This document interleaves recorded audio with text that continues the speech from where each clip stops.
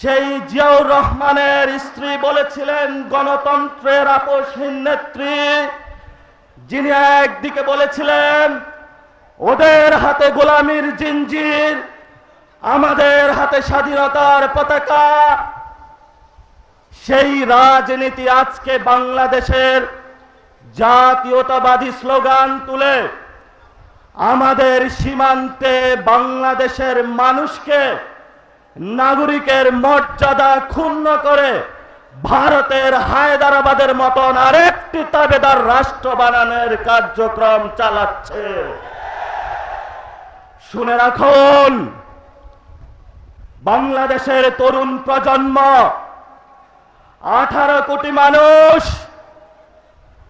শহীদ ওসমান হাদি বলেছিলেন, বাংলাদেশের মানুষ তোমরা দরকার হয় ঘাস খাও, তারপর অস্ত্র বানাও, আমাদের স্বাধীনতা আমাদেরকে রক্ষা করতে হবে। অনেক মুক্তিযুদ্ধের বয়ান হয়েছে, সময় এসেছে অগ্নি পরীক্ষার। কারা বাংলাদেশের সীমান্ত রক্ষা করবে, কারা ব্যাংক রক্ষা করবে, কারা বাংলাদেশের জনগণকে রক্ষা করবে, জাতির সামনে প্রতিদিন সত্যের আলোকের মতো স্পষ্ট হচ্ছে। আমরা তোমাদের হুঁশিয়ার করে দিতে চাই, নির্বাচনের সময় 3টি কথা ছিল। বাংলাদেশে একটি সুষ্ঠু নির্বাচন হবে, সেই নির্বাচনে তোমরা ইঞ্জিনিয়ারিং করেছ।